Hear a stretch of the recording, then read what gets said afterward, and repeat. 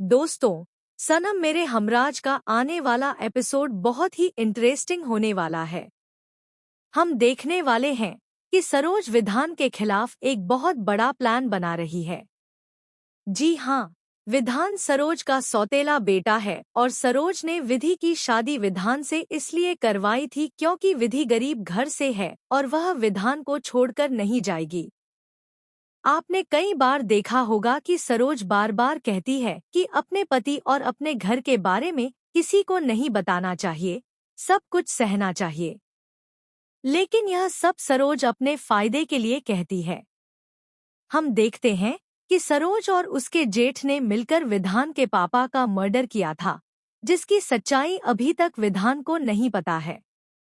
लेकिन यह सच दीपा को पता चल जाता है। वह विधि को बताने की कोशिश भी करती है, पर उससे पहले ही सरोज उसे मार देती है और ठिकाने लगा देती है। इधर विधान की माँ सोच रही होती है कि विधि को इतना अच्छा घर मिला है, फिर भी वह खुश क्यों नहीं है? वह मायूस क्यों लग रही है? वहीं विधान भी यही सोच रहा होता है कि विधि ने घर आने से मना क्यों किया।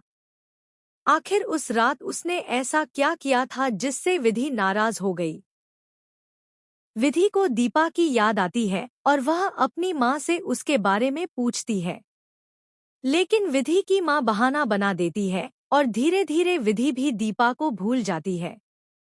आगे हम देखते हैं कि विधान का फोन चार्ज पर लगा होता है और तभी उस पर सरोज का कॉल आता है। चूंकि विधान वहां नहीं होता, फोन विधि रिसीव करती है और सरोज से थोड़ी देर बात करती है। कॉल कट होने के बाद जब विधि फोन चार्ज पर रखती है, तभी उसे विधान के कॉन्टैक्ट्स में दीपा का नंबर दिखाई देता है। वह सोच में पड़ जाती है कि विधान दीपा को कैसे जानते हैं। उसे तो कभी पता ही नहीं था कि विधान और दीपा का कोई कनेक्शन है। विधि मन ही मन तय करती है कि वह इस बारे में विधान से जरूर बात करेगी। फिर हम देखते हैं कि विधि विधान से पूछती है कि आप दीपा को कैसे जानते हो। तभी अचानक विधान के अंदर आत्मा आ जाती है।